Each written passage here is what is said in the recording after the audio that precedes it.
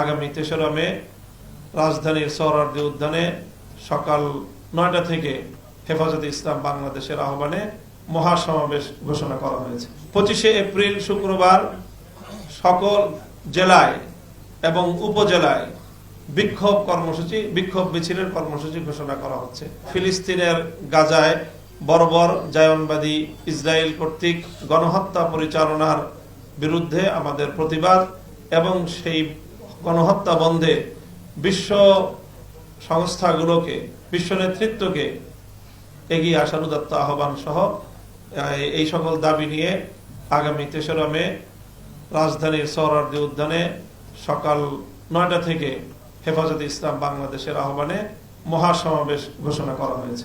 আগামী মঙ্গলবার থেকে পরবর্তী সোমবার পর্যন্ত এক সপ্তাহব্যাপী দেশব্যাপী গণসংযোগের কর্মসূচি ঘোষণা করা হয়েছে। সেই সাথে আগামী ২৫শে এপ্রিল শুক্রবার সকল জেলায় এবং উপজেলায় বিক্ষোভ মিছিলের কর্মসূচি ঘোষণা করা হচ্ছে।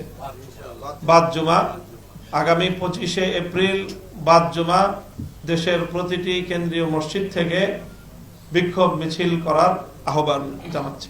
সেই সাথে সারা দেশের সকল ইমাম এবং খতিবদেরকে আগামী ২৫শে এপ্রিলের জুমা এবং ২রা মের যে জুমা, সেই জুমার নামাজে, জুমার পূর্ববর্তী খুতবায় এই কোরআনী আইন, উত্তরাধিকার আইন এবং কোরআনী পারিবারিক আইন, এই সকল আইনের যৌক্তিকতা তুলে ধরে এবং এই আইনকে কটাক্ষ করার কারণে এই নারী অধিকার কমিশন এর বিরুদ্ধে জনমত তৈরি করা এবং এই দাবি আদায়ের লক্ষ্যে গোটা বাংলাদেশকে জাগ্রত করার আহ্বান জানিয়ে গোটা বাংলাদেশের সকল মসজিদের ইমাম এবং খতিবদের কাছে উদাত্ত আহ্বান জানাচ্ছে।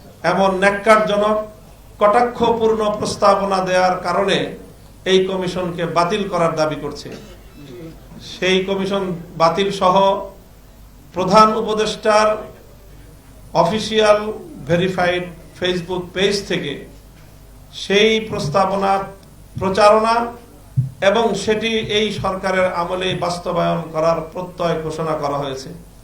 আমরা সেই ঘোষণারও প্রত্যাহার দাবিতে আগামী ৩রা মে মহাসমাবেশ করব।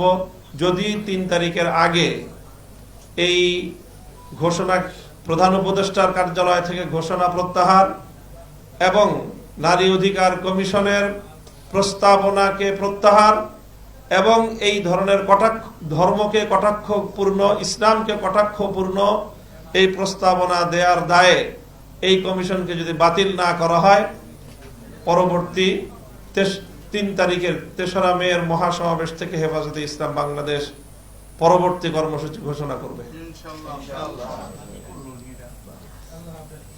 চতুর্থ দাবি থাকবে, ভারতে মুসলমানদের উপর যে অব্যাহত নির্যাতন চলছে, বিশেষ করে ওয়াকফ আইন সংশোধনী ২০২৫ চরম বিতর্কিত যে বিল পাশ করা হয়েছে, সেই বিল বাতিল করার জন্য ভারত সরকারের প্রতি দাবি এবং সেটা দাবি বাস্তবায়নের জন্য বাংলাদেশ সরকারকে যথোপযুক্ত পদক্ষেপ গ্রহণ করার দাবি থাকবে।